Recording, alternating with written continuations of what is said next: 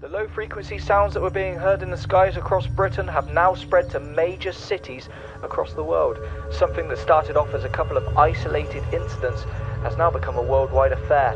Scientists are calling it a global phenomenon, as they still don't yet have an explanation for what is causing the sounds.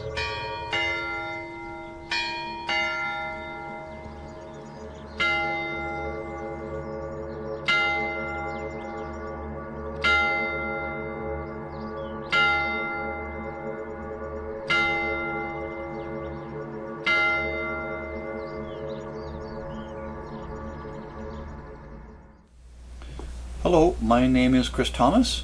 Welcome to my channel. Tonight I'm doing another one of my safe location videos. This particular video is on the UK.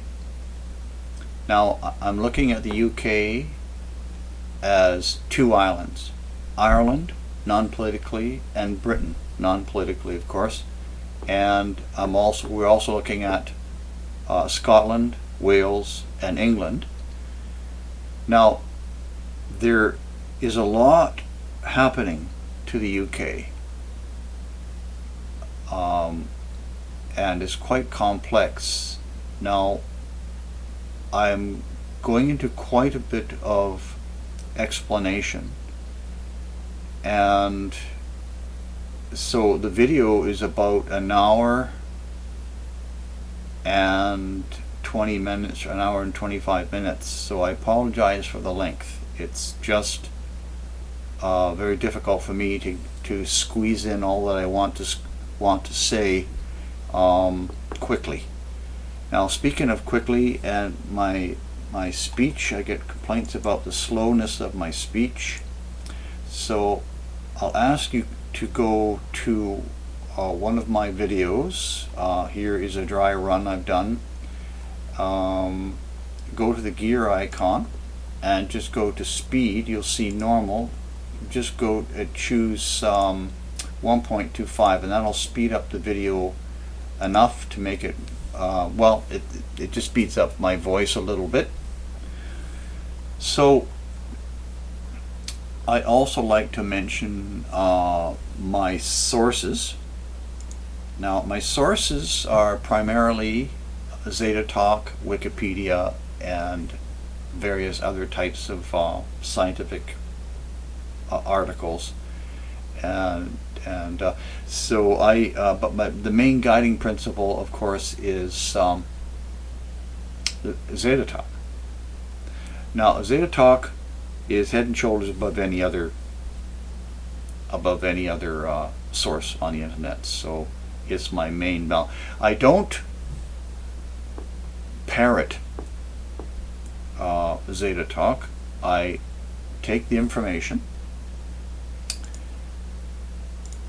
from their advice, the Zeta advice on locations, and you read through it. It gives you information, and then you take that information, you look at the ground, you look at the sea, you look at the continental plates, and then you can render what's going to happen. And sometimes you can even see a few subtle things that are not obvious. And of course, Zeta Talk, as great as it is, can't cover every possible thing to do with the pole shift and what's going to happen. So now, speaking of which, I had a surprise dream, two dreams, when I started my work on this video about 3 months ago. And one dream was confirming the 200-foot European tsunami, and another one, surprisingly, a change in the global sea rise. In my mind, I was told by a very clear dream that it would not be 675 as the Zeta Talk says. It's going to be 661, and I'm pretty sure this is because of the difficulty that the UK is going to be in for this pole shift, which will cover all of that. So another thing I'd like to mention is this. We're going to pop over to the primary slideshow.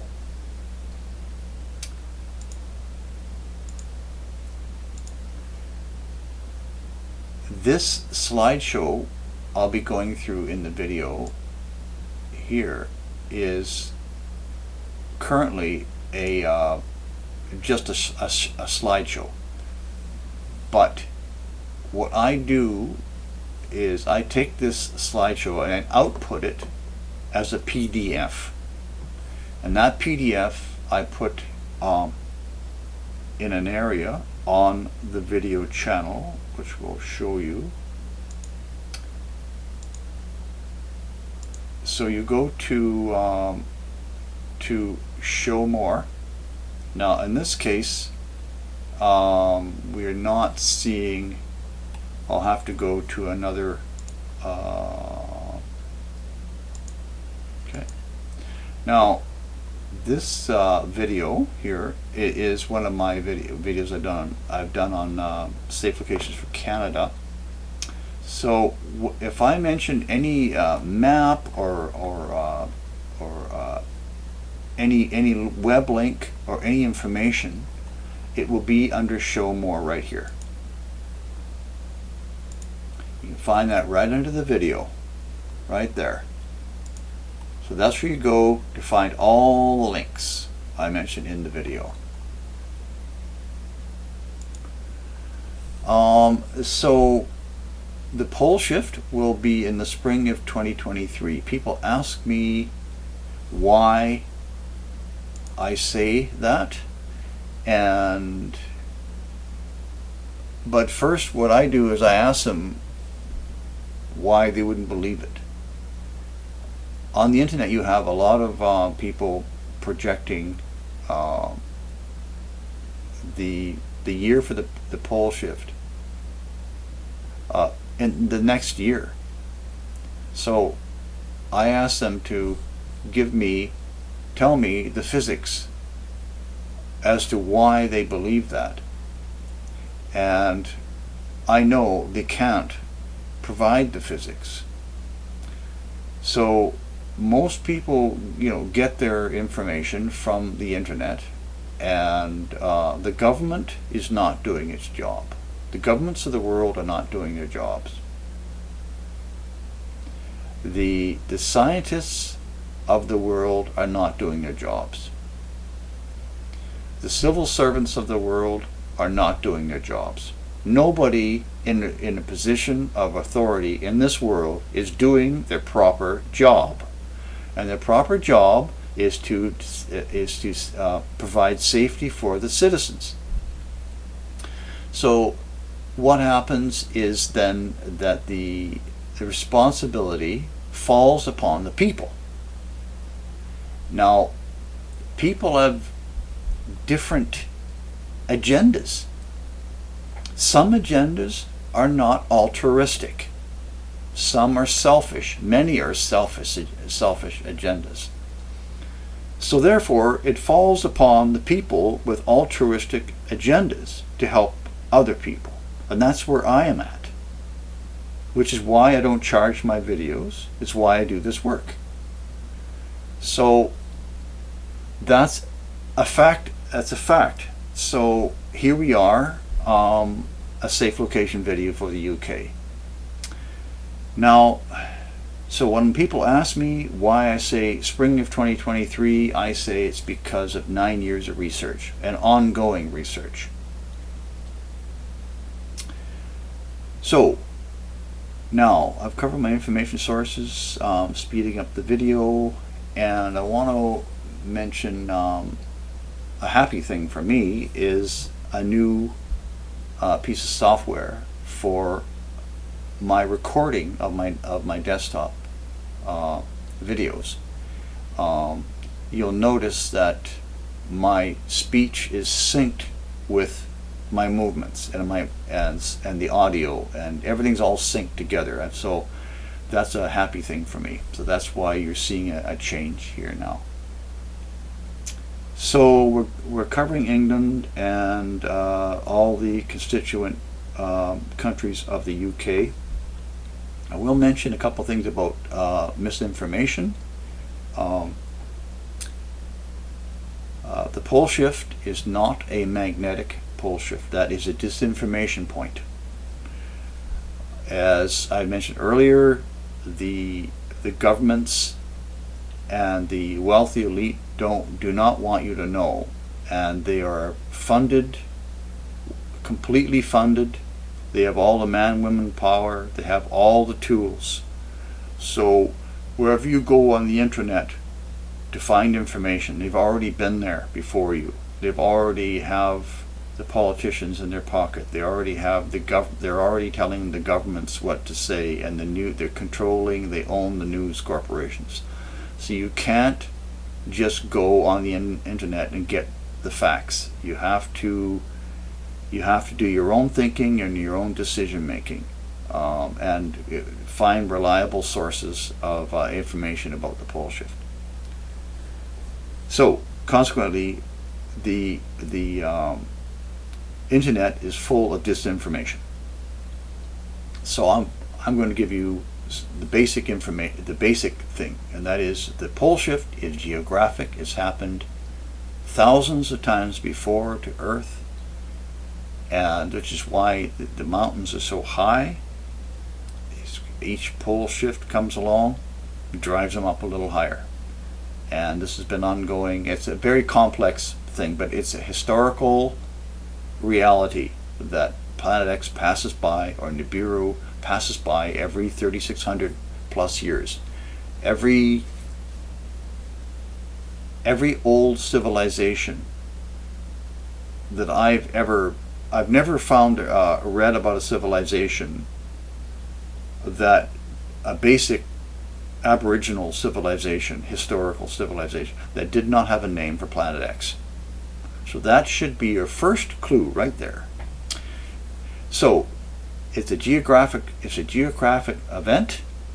This event, we're going with the Zeta talk on this, which is a 90-degree tip, and it's Planet X is currently in the solar system right now. It's not behind the sun.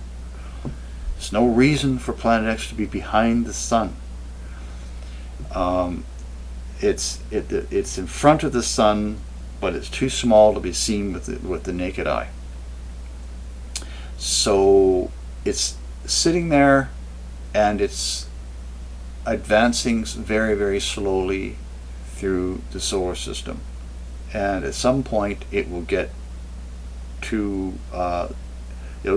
close enough to cause the Earth to slow to a stop. That is a rotation stoppage. Now I'm gonna basically stop here. So it's in the solar system. It's going to be a physical, geographical adjustment to Earth. The continents are going to collide. The seawater is going to wash over the land because it's being displaced by the sudden stop of the Earth's crust after the pole shift. This is why we want to get you to high land, so you won't be washed out to sea. So let's head into discussion of UK safe locations. Okay, safe locations for the UK.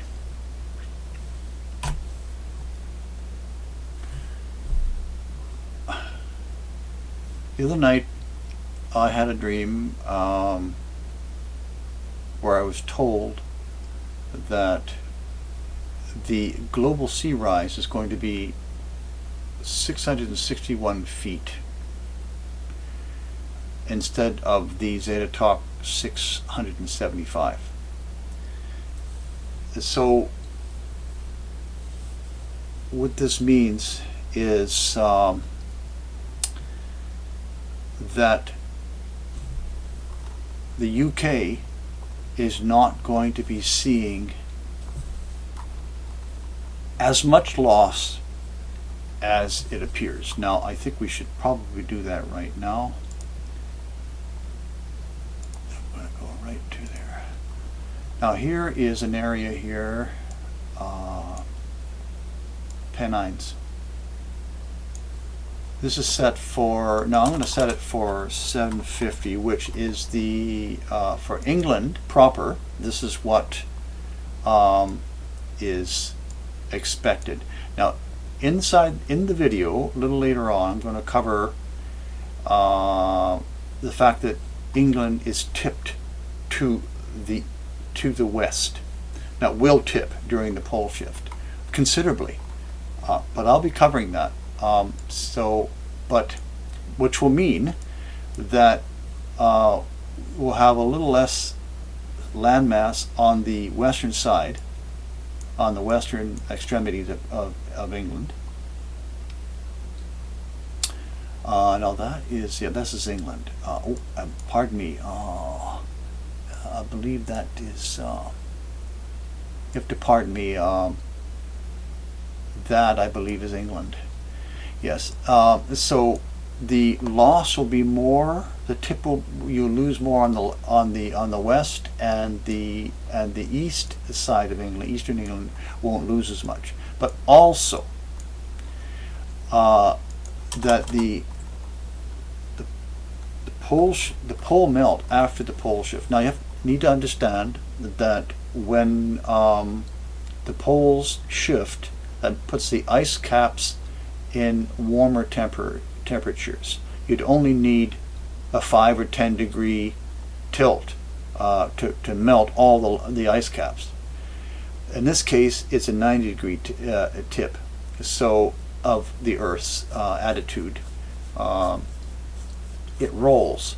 So that means that the ice caps will melt very quickly, and apparently it'll take a year and a half, and so that means, by my projection, it'll be before 2025 that it'll be finished, possibly as soon as 2024. So, with about a year after. So expect that the landmass, although within a month or so after the pole shift, there will be loss of landmass on the western side, as I've said, and possibly even a bit of gaining slightly on the eastern side. But as the pole melt ensues, the ice caps fill up the oceans, you will be see a slowly advancing sea. So there's no benefit in leaving your highland position and thinking that you could, you may be able to do some foraging on the lower parts during that year. So in my maps, I show this is what you see roughly for England, particularly England. So, but in reality, it's going to be this. So you see, there's going to be more landmass available than what is otherwise being projected. Now, this is the first time I've ever actually changed what Zeta Talk is saying. This is probably about the only time, and it's because of a dream I had where I was told this. All right, so I wanted to mention that. Now, the other thing that's is going to happen, this is the, I had another dream making this very clear to me about 3 months ago when I first started this. Yes, I've been working on it for 3 months. 3 months ago when I first started this video, studying for it, I got a very clear dream that the 200-foot tsunami is going to happen. So this is not some concept out of a web page. This is real. So that will occur in spring of 2021. Now later on in the video I show exactly where this happens, and on the globe, and explain why and how it happens, the physics of it. Then we've got, let's go back here. So after the European tsunami, the coastlines will not be resettled. So that's when the crowding in the highlands will begin, as after the tsunami. Now, also, my clairvoyant source has told me that there will be, for sure, a pressure wave, another tsunami from the Canary Island volcano about 6 weeks before the pole shift. Now, Zeta Talk does hint that could happen, and so she underlines that it will. Now, also, we've got now you'll be, as far as the pressure wave is concerned, I think it's important to know, because so that you don't think you can run down to the sea and do a bit of fishing 6 weeks before the pole shift. Now, and it's going to be approximately 100 feet. Pole shift occurs in early 2023. Explain that. Now, here's an interesting thing. Again, Zeta Talk touched on it, but didn't actually commit to saying it. But my clairvoyant source actually experienced it, and I'll go into that later on in the video. Many people are lost. 70 million are lost across the UK. Now, that has a very important influence on survivability, which I'll get to. Obviously, we'll need to protect yourself against the bubonic plague, the cholera and typhoid in the aftertime, dirty, contaminated water. So boil your water. Now, there are these are the caveats. Now, is to obviously avoid crowded areas, and you want to be hidden if possible. That's why the outer islands of the Shetlands and the Hebrides and the Faroe Islands are actually, they have survivable areas there. So if you were to move, for example, out there, then you're definitely protected from a lot of the things where people will need in central England would need to, or on the main island would need to worry about, protect themselves against. So Zeta Talk says you want a year and a half supplies of food. I say 3 years. England is going to become a huge fishing community. So fishing equipment, a boat, and you want to obviously be in a small like-minded community. Now we're getting a bit into waking dreams, which I'll go into a little bit later, because there's a lot happening and it's hard to know, to calculate everything in your own mind as to what to do. It's great to have the information, but there's many decisions that we have to make as to where we're going to go, when to go, and this is where the waking dream, which I'll explain to you, will be your greatest treasure. And once you learn to use waking dreams, it'll benefit you forever. So let's move on. So here is what the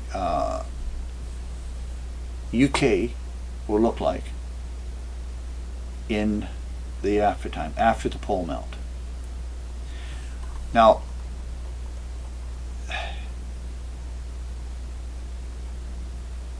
there's about 75% landmass loss. Now that looks tough to deal with, but you need to remember that the worldwide figure for the loss of human life is by Zeta Talk, and it makes a lot of sense because everyone lives in lowlands or by the sea or in river valleys, 90% of the world will die during the pole shift, and they will leave 10% survival roughly. And then they suggest that 5% of the 10% remaining will die from sickness or from injuries during the pole shift, or from other factors. That leaves only about 5% if you're considering the averages. Now we do know through our clairvoyant, she says that there is 70 million people that do die during the pole shift. So that leaves, what that means is that ultimately you're going to have a lot less people needing a place to live. So that's very important to consider. Now, the topic of life loss is I sound like I'm tossing it off, and I am, because this is about facts. It's not about lamenting the loss of people's lives, because in my opinion, people are planning to die. On a soul level, they're planning to die for the pole shift. Some of them are. Many are. So it it's not something we need to focus on. We're focusing on survival here, and we're looking at this situation dispassionately. So we have about 5% of the UK population spread through the UK, which is not so bad when you consider that. To the left, we see the population densities. Now, in my next frame, we combine these two.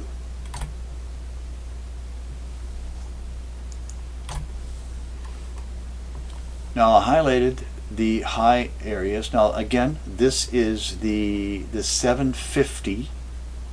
So there's a bit more landmass than you see here.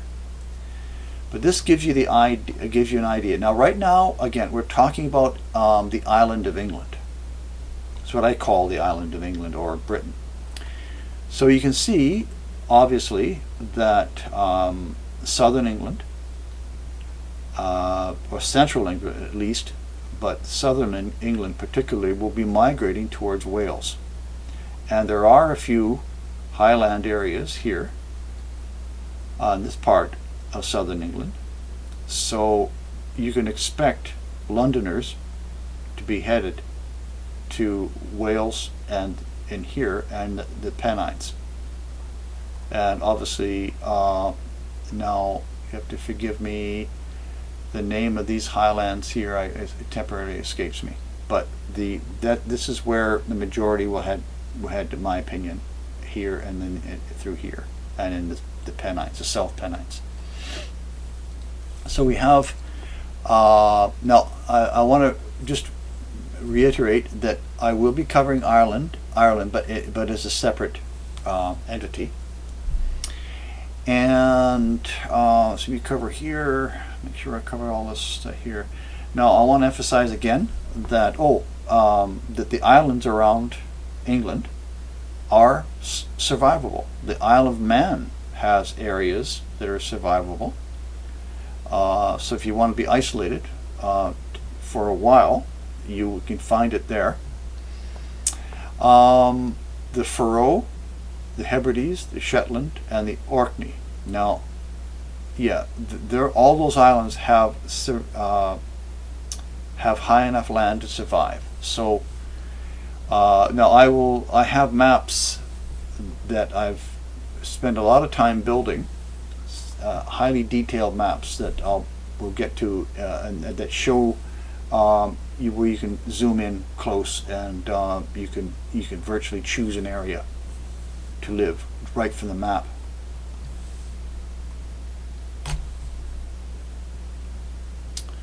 Okay, let's talk about the 200-foot tsunami.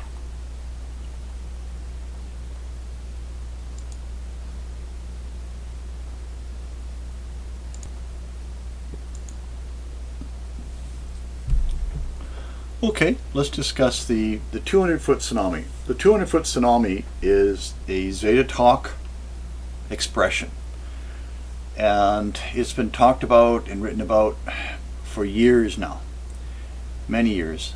Now, about 3 months ago, as I said earlier, I'd started this studying for this video, and I had a very, very clear dream that the 200-foot tsunami is going to occur, and it will be at least 200 feet in size. And it occurs in the spring of 2021. Now, the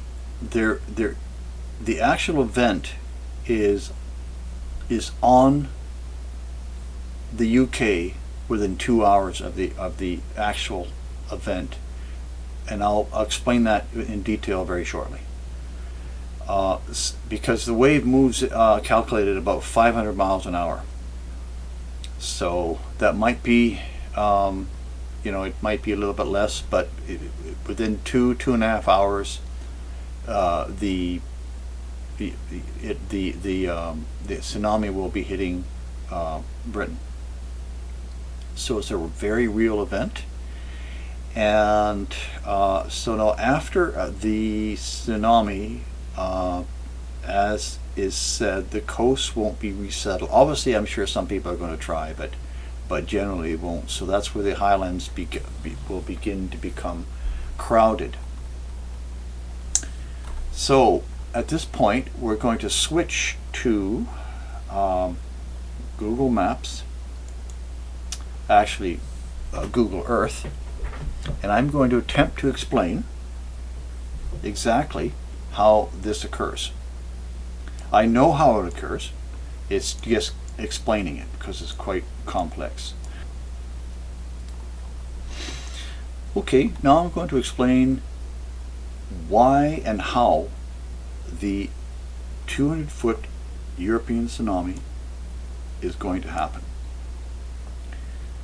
First, you need to understand that Planet X, or Nibiru, is sunward.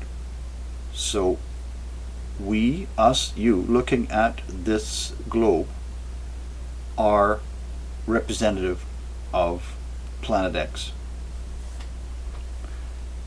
Now, Planet X is extremely magnetic because it is 23 times the mass of Earth.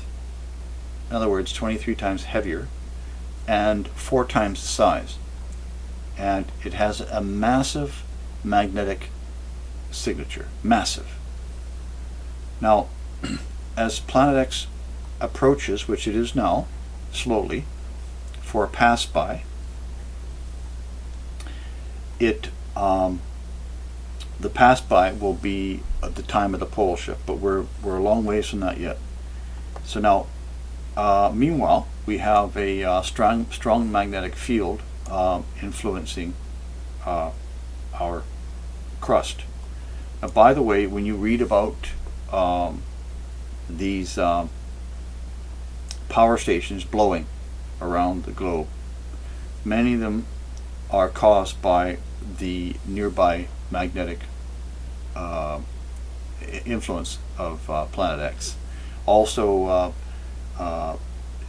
unexplained jet downings, crash disappearances of jets is also due to the magnetic signature of Planet X impinging itself on the atmosphere and between the atmosphere of Earth and between the crust. There's massive electrical flows, EMP pulses that are caused by this magnetic field, and that's what's causing it. That's why the Malaysian jet, which happened to be going in this direction, actually, now that we're looking at it, the Malaysian flight. I'm sorry, I don't remember. I did an article on it, but it passed right over the Mid-Atlantic Ridge, and that's where it disappeared. Now, I did an article on that, but anyways, I'm off topic. So, magnetic field impinging itself on Earth. Now, so What we're looking at, the red line here, is the Mid-Atlantic Ridge, which is a massive 10,000 mile long mountain range that is caused by millions and millions and even hundreds of millions of years, perhaps even billions, of the the separation, the spreading of the Atlantic Ocean, and the compressing of the Pacific Ocean. Now, there's a reason why the Pacific is so large, because it was whacked by a huge moon. But that's in one of my other videos, the history of Planet X history.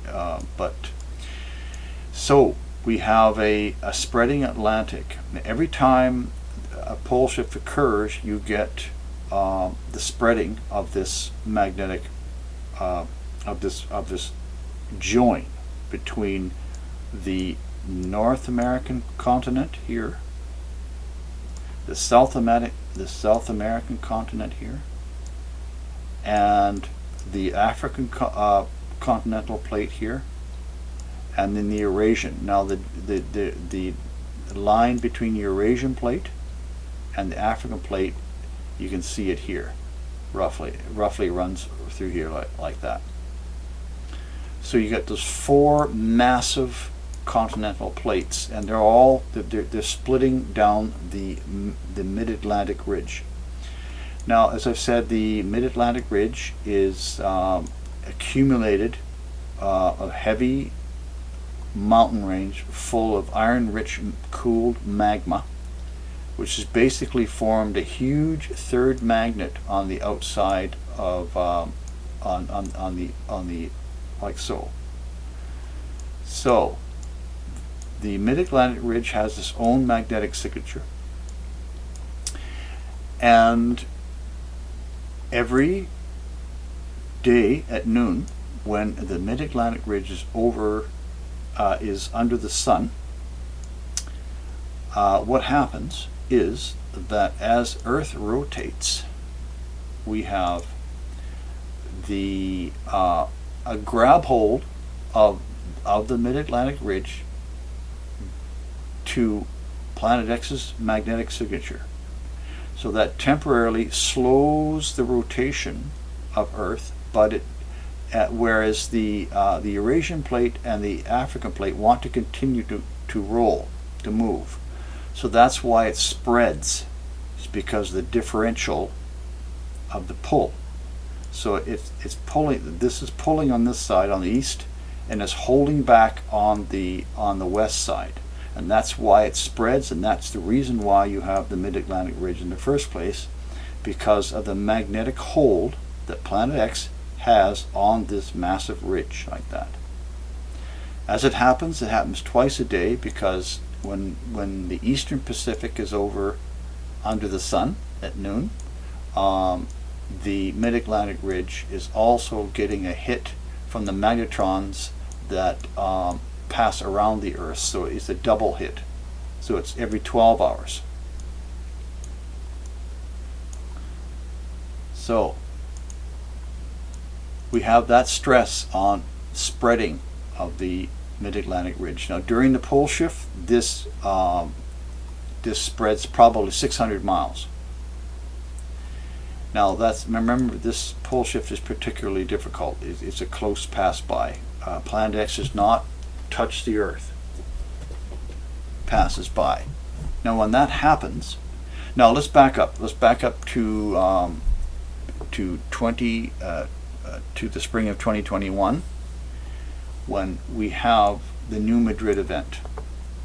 Now I'm going to switch gears here. The New Madrid event.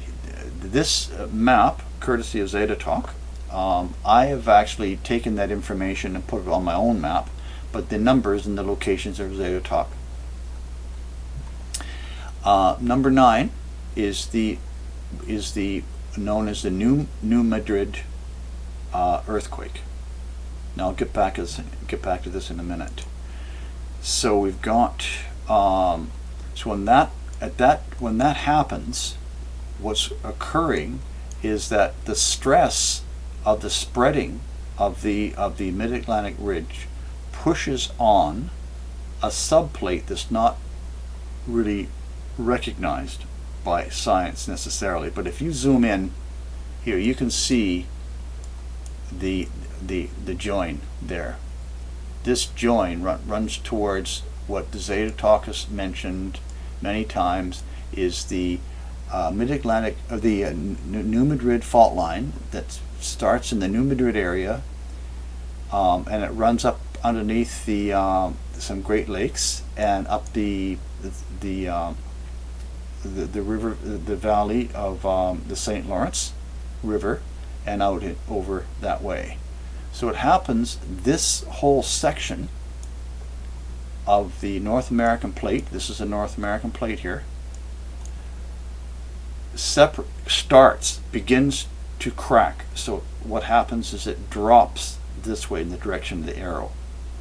Now it's said to be several miles that it drops. When that happens, this opens up this area here and creates the tsunami by a divergent earthquake. And that's what I described, where the Atlantic water rushes in from both sides and pushes up the water vertically.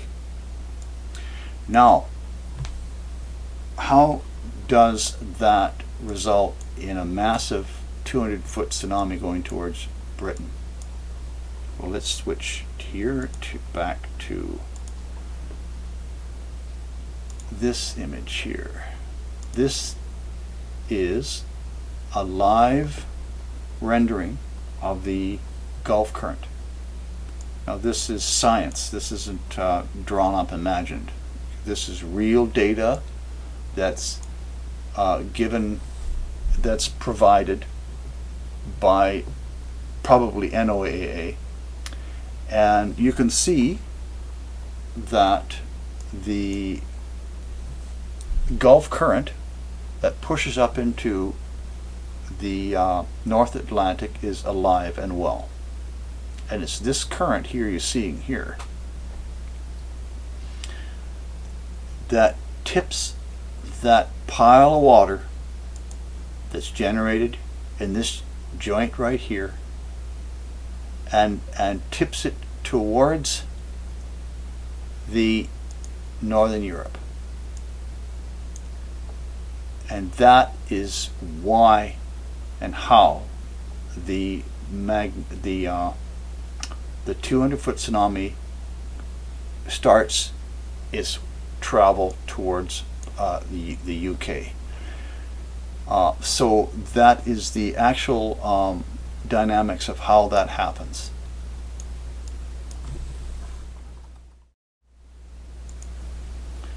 Okay, let's take another look at this map. The purpose of this map really is to give people a heads up as to when, roughly when, any one of these sequences will take place.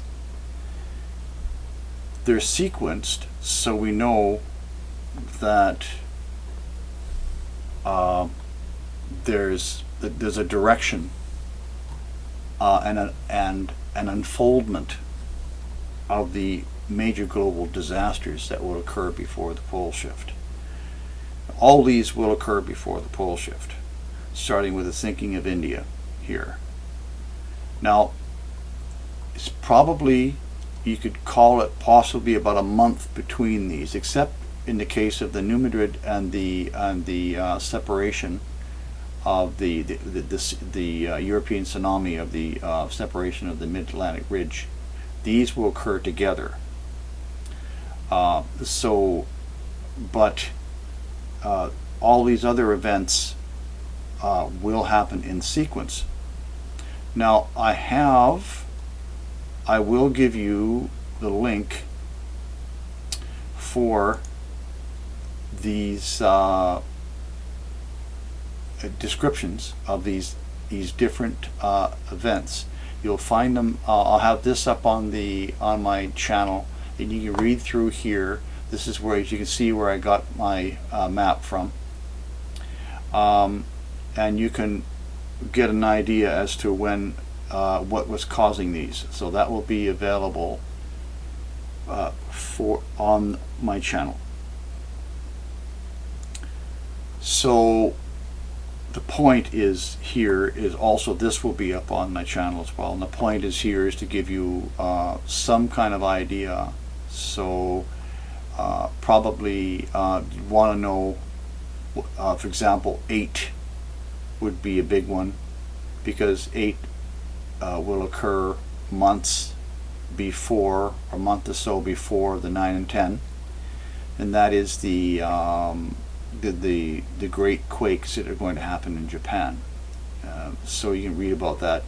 Just while we're on the Japan end, the North Island gets hit first, and then there's a period of weeks, and then the South Island. Then we move on to the 9. So keep that in mind, but you can read about that in that link.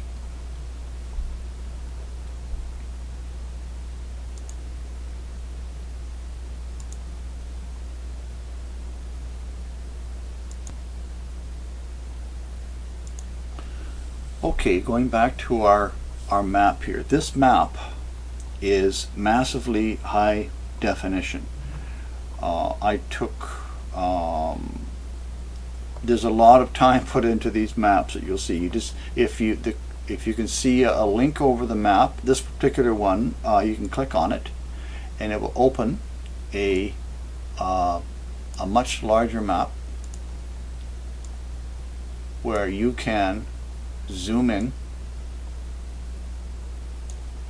We'll just zoom in. So the point is here is you can zoom in to see where your area where you live in fits into the danger of the tsunami, and so you can see, you can zoom down like that. That's the whole purpose of the map. Now the dark blue is simply a rendering of a 200-foot loss in sea elevation. But that can't be a guide against the wash of the tsunami, because a tsunami has, the moving water will have inertia, and it'll want to run up river valleys. For example, here we have now this information here is data talk. The height of these waves, of the wave, changes as it moves through northern Europe. So yeah, so eastern England has a slightly easier time of it, but certainly we can imagine that this bay in here will be hit quite hard. So I just drew around here what I thought was a reasonable safe distance up the river valleys, but you'll have to make your own determinations by your own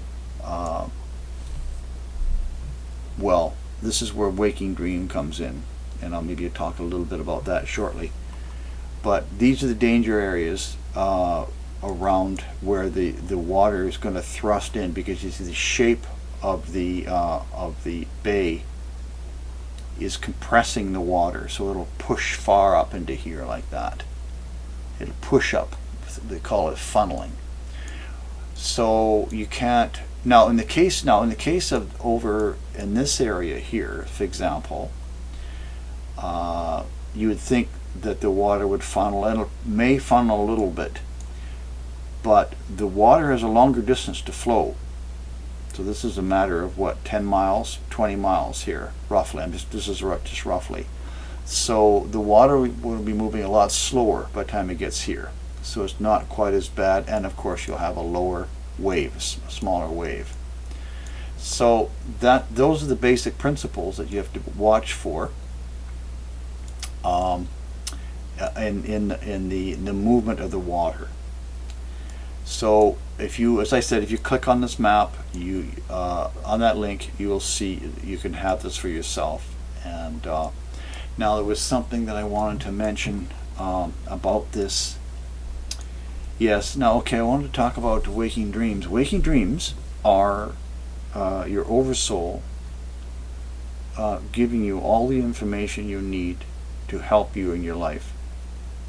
And some people can call it God, whatever. I'm not going to go there. I'm calling it oversoul. So it's your greater self on the soul level that is talking to you, and it could take the form of sound. It could take the form of an event.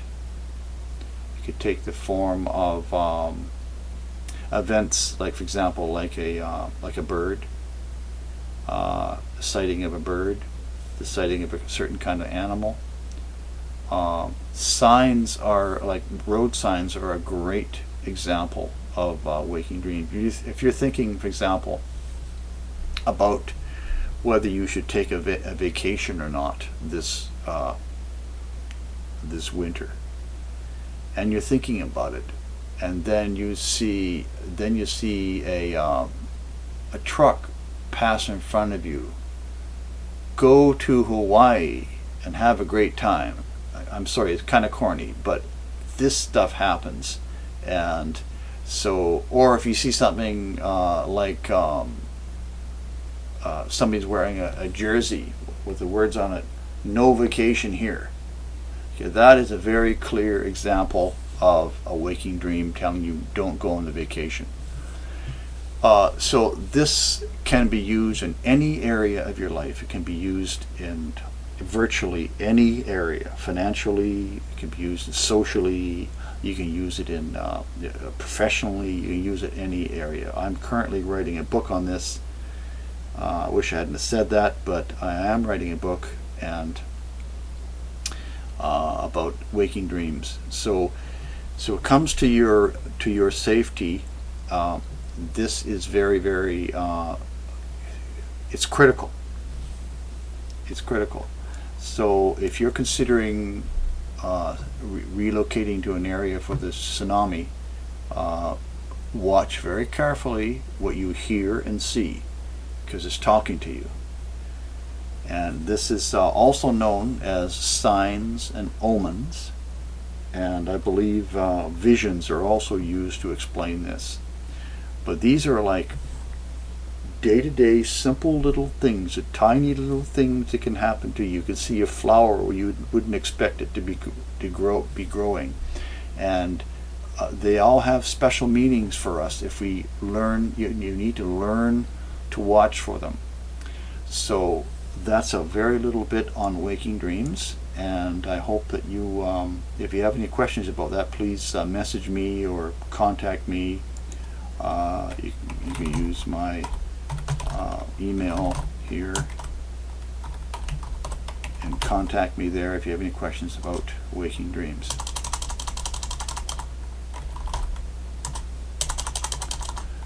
Okay, so that's this map. So let's move on to the next section.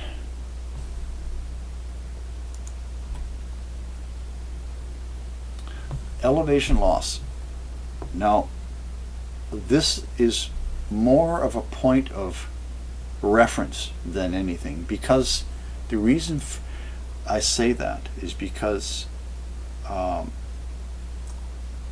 during the tsunami, this is not really taking place. The 200-foot tsunami.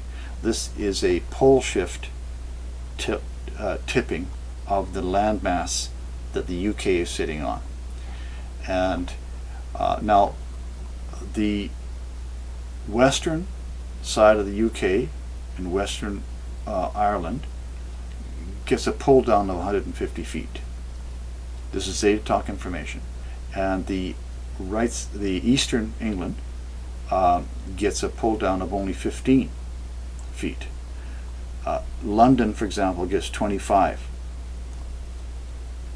So what this means is that eastern England does better in the loss of landmass than does western England or western Ireland. Now, Now the reason why this is only a map, this is only a reference point, is because during the pole shift you are going to be in these high areas.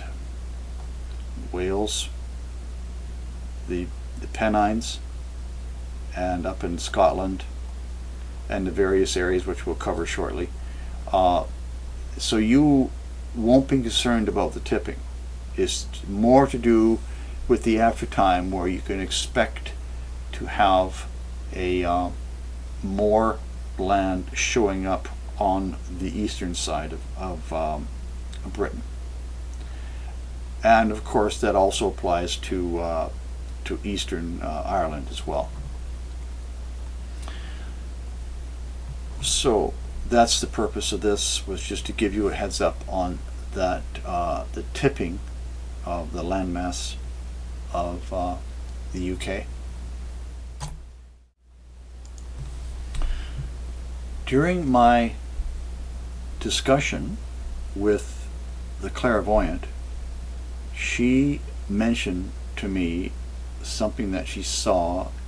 Now, I'm putting it this way, that she had a soul travel experience. That's not how she put it, but I interpret that as a soul travel experience. But at any rate, she had a vision, a clairvoyant vision, and these kinds of things, you're actually experiencing the future, and you're living in it, and you're transported to that time. And that's why I call it the soul, because soul travel experiences are like that. So at any rate, she was standing on a hill in central England after the pole shift, and she looked north and saw the sea. So she realized that Britain had split. I'm not sure if you realize that in the dream, in her dream experience, or in her soul travel experience, or her clairvoyant experience, but she saw that Britain had split, opened up down the middle. So the splitting of Britain is mentioned by Zeta Talk, but they just touch on it. They don't actually commit to saying it. And so the clairvoyant has made it very clear that it is going to take place. Now, it takes place during the pole shift, when everyone is hunkered down in their survival locations on high land. So the only people that are going to be immediately affected are those in this area, which I'll get to in the next two frames. You can see here, I was originally thinking it was 80, and I edited this map to 50 because I was told it was going to be more like 50 miles from my own sources. What we're looking at here is probably what the UK will look like about a month or a few weeks after the pole shift, after the water has receded, because there's a lot of seawater going to come inland during the pole shift, when it eventually drains back out to the sea, and before the pole melt.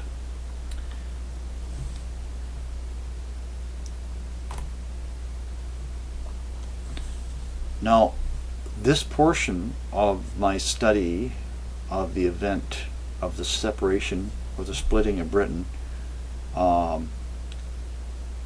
took quite a bit of work, and it was fun to do.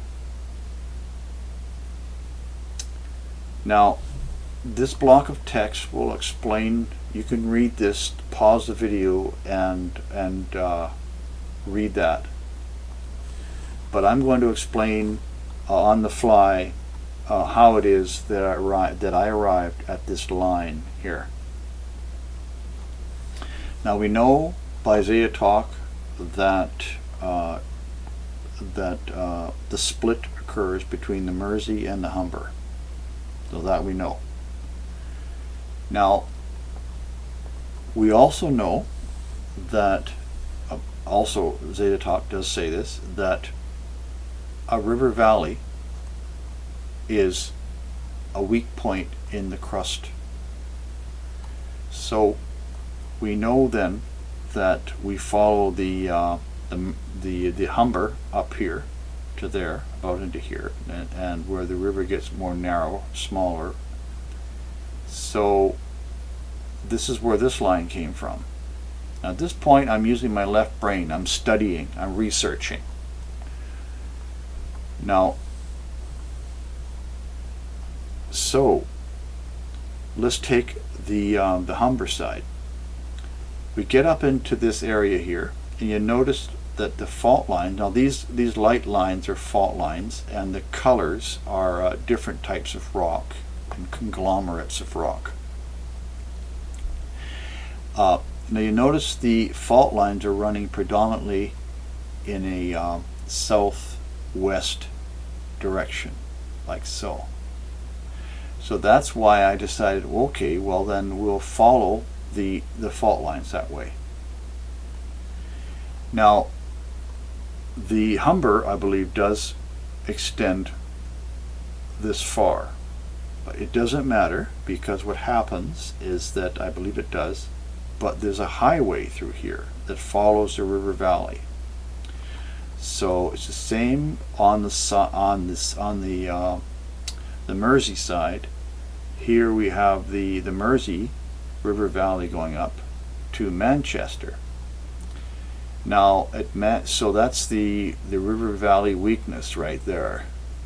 Now at Manchester we make a turn to go up the highway that runs up the low part of the valley up there. Now also that coincides with the fracture lines we can see that are running in a north-northwest fashion through here. So that works for there. Now here we start getting into A6033, which runs up another valley through the join between the South Pennines and the Yorkshire Dales.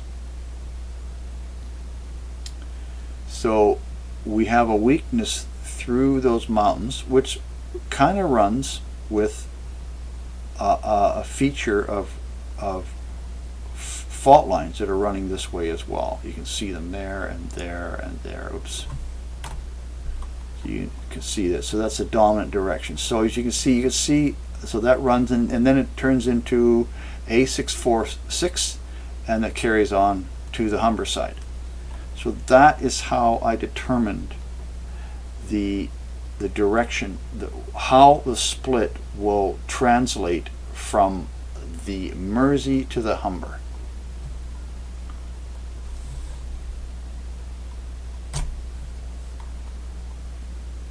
So again, I've detailed my my writing, my thinking and my research here. So now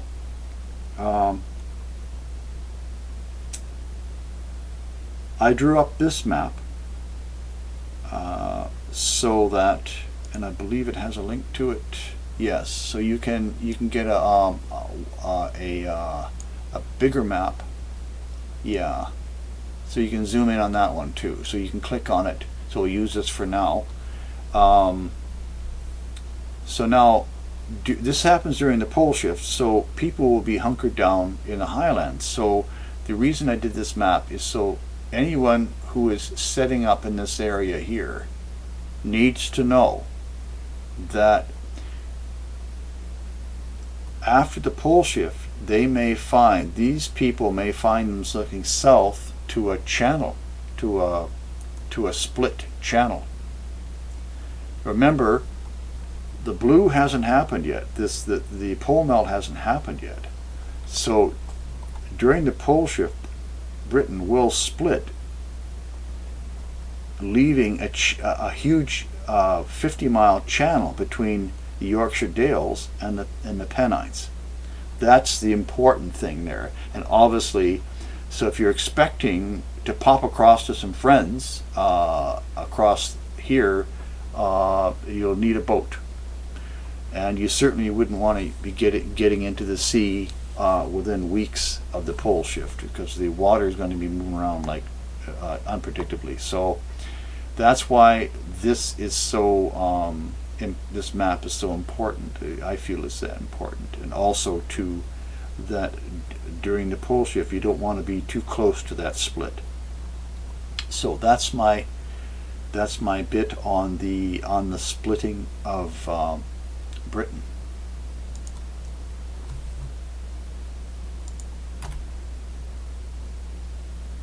So here we're going to discuss the pressure wave. Now again, everyone is hunkered down in their survival locations, but it does come from the Canary Islands, and it's a 100-foot wave, and it's very quick, so there'd be no warning. This is during a time when we're 6 weeks before the pole shift. We're dealing with the sun way out of place. We're dealing with massive events worldwide. These massive events, probably we're looking at well, at that point the European tsunami will have happened, and so we're within months of the pole shift. So things are pretty crazy, but it does happen, and I think it's important to know that. And so I think we just move along from that. There's not much else I can say except that it will happen, and not to be near, to be in your, definitely to be in your survival locations up high. Okay, let's take a look at Ireland. The island of Ireland, non-politically. In this map here, we see Ireland reduced to just islands. There are survivable areas in Ireland, but Ireland is it's just not recommended. Now, if you click on the map, you'll get a high definition image that you can zoom in on. So when you do that, you can see that there are areas that are survivable. There are areas now, but we have to remember though that the Western Ireland will be down 811 feet, not 750. So it'll lose more on this side, and there'll be a bit of a gain on Eastern Ireland. As I said earlier, the tip doesn't matter as much during the pole shift. It's just a slight increase of land to the east and a decrease of land to the west. But as you can see with Ireland, it doesn't look good. As I said, there are survivable areas here. You'll have to determine your own sense of through waking dreams, what have you, whether you think you can survive in Ireland. I'm just going to close Ireland that minute, and I'm going to go to this map, which will be on my channel. You can download this map. This map is an interactive map where you can put your sea level in there, press go, So here, this will be Western Ireland, 810. So you can zoom in, and you can click on a mountain. So if you want to, if you're in this area here, you can click on the map. It gives you the height. So that's 1,580 feet. Very survivable. Very survivable. Now, Ireland is not a highly populated country. It's and there will be a lot of death of people during the pole shift. So you're if you find an area you want to survive, to stay in, then it would definitely be doable. Now here's a good example of a not a good area to go to. This valley here, the seawater is going to come crashing in there, and it's going to funnel right up and probably push right through County Cork, this area here, right through the other side. So it's a good example of funneling. So you definitely want to be up in the highest as you can make it, and then migrate down near the sea later, because then you can set up your fishing villages. So definitely survivable, but spotty. And so this map, you can I will give you the figures if you're in Eastern Ireland. Then you'll use a different figure, and if you're in Western Ireland, you'll use another figure. And so I'll give you those figures. You can do this yourself, and of course it's the same with the with the UK. You can use this map for that as well. So we will have that available for you. It doesn't look good from this from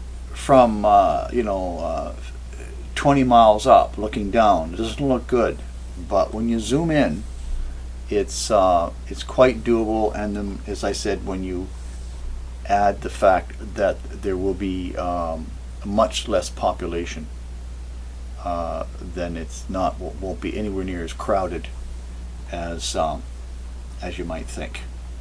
So, however, for the tsunami, it's the same thing for the tsunami. People are going to have to, in Ireland, will have to, let's go back to that map. Let's go back to that map here.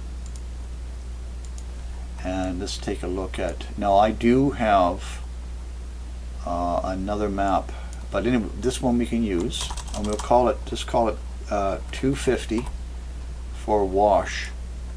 So this is during the pole shift.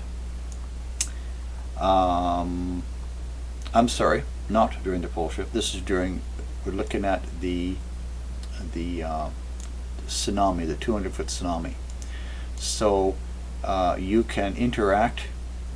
So this is 250, giving 50 feet for a little extra. If you want to make it 300 for a little extra safety, you can put in the 300 for increased safety, and you can zoom in and you can make your determinations for the tsunami. Now going back to the original slideshow, let's go back to another map here. This map here is set also for the 200-foot tsunami, for including Ireland. So you can use this map if you want and zoom into it, and you'll get very good definition for that as well. And this is set for 200 feet here.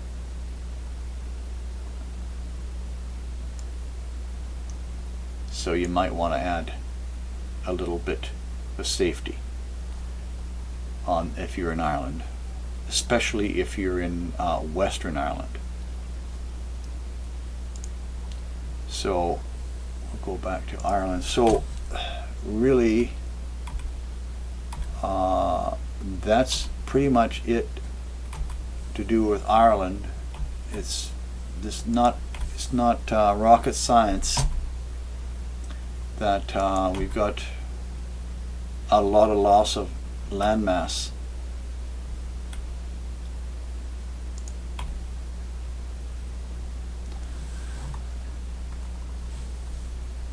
So remember that this map is set for 750. That's the most important thing, and probably Islanders should use, the Irish, pardon me, should be using the interactive map. So Scotland does very well for the pole shift, even though it does get pulled down 150 feet on the west, and there is the tipping to the landmass. So whereas eastern Scotland does better, so there's more landmass to choose from. Now here's where the cultural and sociological and governmental realities of Scotland does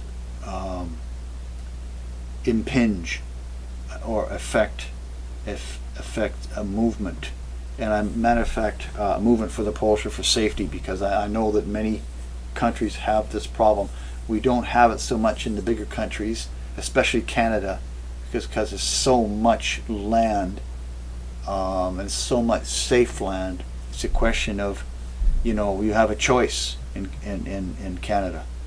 So there's an idea, if you're in Scotland or Ireland, you want to move to Canada, well, it's easy because you're in the Commonwealth. But who wants to do that when you can survive where you're at? And so Scotland does do well, but I understand that a great deal of the land is owned by a very small number of people. And I swear every time I zoom down on Scotland or anywhere in the UK, it's hard pressed to find forests. I know they say they're there, but if you're living in Canada, it's forest everywhere you go. So anyways, so it does do well, and I have mentioned that the islands are survivable. And what I like about on the islands, the Shetland Islands and the other islands, especially the Shetlands, there's lots of places to hide if you want to, and it's really recommended that people hide for the after time. We're just letting this. Now this is another high definition map. You can click on it and download this map, and you can zoom in and check your area. Now this is set at 825 foot. So again, keep in mind that the Shetlands and the western side doesn't do quite as well for the sea level loss, but the land is high enough where you can easily find locations to set up a survival community. So it does well. Obviously there will be migration from England eventually, because I do believe that England is much more highly populated than Scotland, so you have to expect that movement from England. And so again, it's not rocket science. There's lots of high land there, and if you can get in there somehow and arrange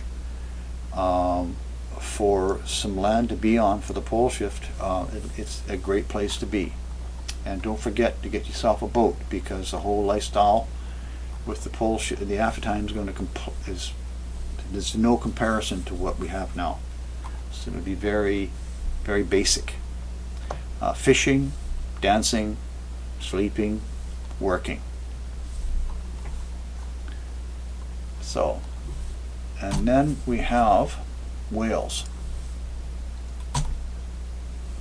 Wales is another example of a good area to survive in.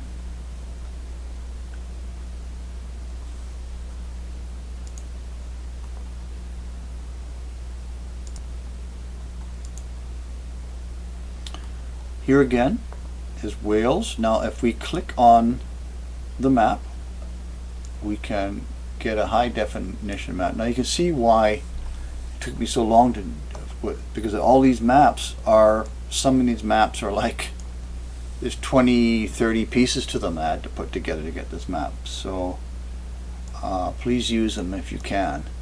You can zoom in and check your road right where you are at.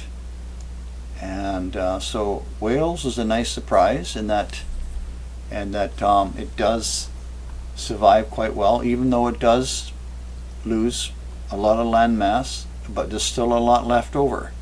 So as I said earlier, you can expect a lot of Englanders to be moving into Wales. But there is, I was very delighted to see so much landmass available. So it's wonderful. So Wales is another great example of a country that you can just drive over to and get yourself some land. And you're going to want to do it before the 200-foot tsunami hits, because after that, equipment and food is going to be hard to get. So do it before the 200-foot tsunami, before the spring of 2021. And finally, we have the aftertime weather for the UK. So here we have the 10 degrees south latitude arcing through like so. This is approximately. The equator is up here. So that's a very nice blessing that Englanders and the Scottish and the Irish and those people who live in Wales can enjoy a very, very warm country, similar to Zambia, Madagascar, or northern Australia. So you have a very, very warm country, and there's no more snow, no more there's going to be your hurricanes and your storms, but it's going to be shorts and sandals. A terrific little happy surprise for the UKers. Prevailing winds will be coming this direction. Of course, Northern Europe will be just a sea, a huge sea. Russia, all these countries all become part of the sea. So that means there's going to be a great deal of water coming your way. So it's going to be very warm and very wet. And don't forget, you're going to have volcanic gloom for 20 years, 15 years or so. And after that, it's clear sailing. Nice warm weather. So that is the UK aftertime weather. Okay, I'm doing a little section here for my clairvoyant friend. She has detailed what's going to happen according to her vision to Eastern England. She says that the water will first hit Whitby, which of course it will because it's on the coast, and then it's going to wash through York and York Minster, of course, because it's at 89 feet. So obviously, now this is her vision, so obviously that's going to happen. Now I'm speaking strictly from a scientific point of view here. I believe her, but I'm just going through the science on it here. So then, now by the way, we're set for 686 here, which is pole melt levels. So I've taken the 661 and I've added about 25 feet that corresponds with London. Corresponds with London here, so it's about the same. Maybe 695. So yes, so the clairvoyant is saying that Leeds is spared. Now Leeds is at 95 feet. So that's a bit confusing to me, but unless Leeds, because this, moves to these highlands here. But there's another factor too that could be occurring, is that we know that the split is coming up to Manchester and going up, and it's going up through Rochdale and going through this valley here. Now that's what I detailed earlier, and that comes out here, over here, and Leeds is up here. So I'm thinking that that when this landform separates, you're very likely going to have some changes in elevation on the Yorkshire Dales side in comparison to the South Pennines. So when that splits, you could have either side going up. So it may suggest that northern England will gain, and I'm saying the northern portion of the island of Britain, which obviously includes Scotland, at least in this point here, that split, this side could be pushed up. That's all the only thing I can guess. But this is what she's saying, that Leeds will become a major seaport in the future. So what I've done is I put her information here that she wants people to know about. It's not just for England, it's for various parts of the world. So you can pause the video and read that, and I also will have this particular document on my channel. So I'd like to conclude my safe location video for the UK by making a few comments. There's one salient point that I'd like to bring out, and it's about lifestyle, and it directly relates to the situation for the UK. These days we're used to traveling every day, and by car, boat, by train, by bus, but in the aftertime there will be no cars. Eventually there'll be no cars, motorcycles, because gas will run out. Buses, roads, all these things are going to go by the wayside. So the Zeta Talks has told us that we are going back to an agrarian lifestyle, a pre-industrial lifestyle. And in those lifestyles, you don't need to travel around to earn money like that. People will be working from their homes. gardening, fishing. Fishing will be big. So some type of water travel, be it a canoe or a dory or a small sailboat or a kayak, would be a very, very helpful thing to have. Now, for travel, but as it is, it looks like with the type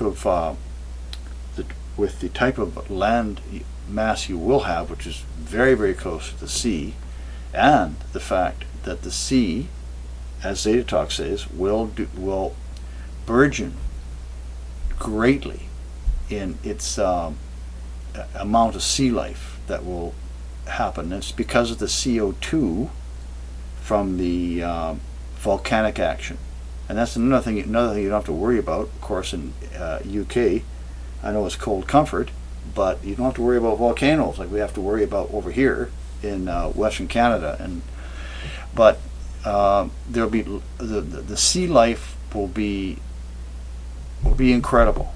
So you'll be close to the sea, and food will be plentiful. So that is a very good thing. Now, also, the other thing is, it may sound hard-hearted, but there will be a lot of death. 95% of the population will be gone. So that means, even though I said that the clairvoyant reported that 70 million will be lost across the UK, she also said that there's many more in Britain that are unaccounted for.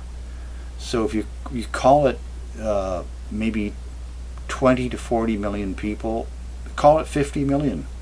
Even 50 million people can find lots of places for life in the new type of landmass that you'll be living in. I think it's going to be less, more like about 25 million, but there's lots of places to go in Britain afterwards. I'm sorry, I should say in the UK. And also there's lots of opportunity to set yourself up on an island somewhere. And you've got the tools now to do that. You can zoom in, you can figure, well, these, for example, in the south of England, you know that these are going to be islands here. How you do that is up to you, but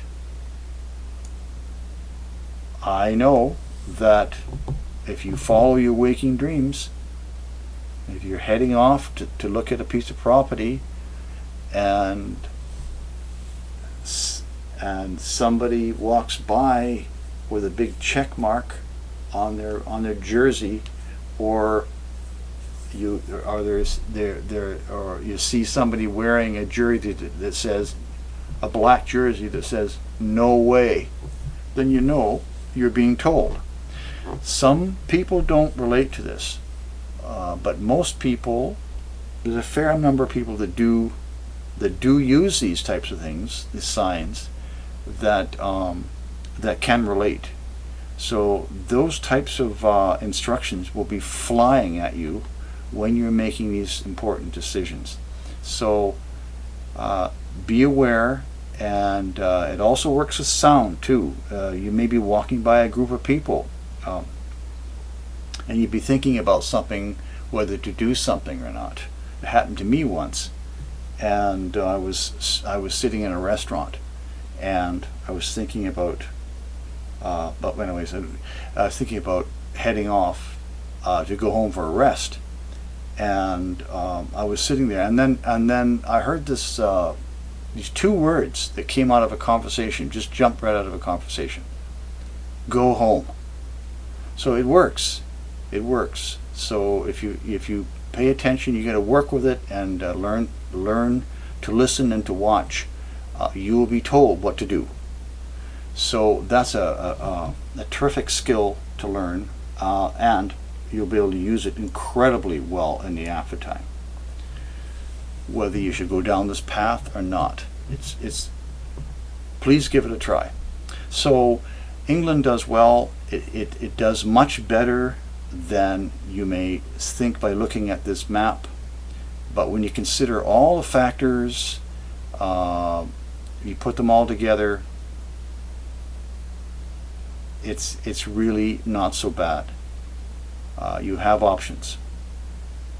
So thank you very much for watching, and I hope that this has been helpful for anybody who is watching my videos. And please feel free to comment on the channel, on my channel, underneath in the comment section underneath this video. And now sometimes I get busy, and if I don't answer, I usually get back to every question, but if I don't, just ask again, and it'll pop up in an email.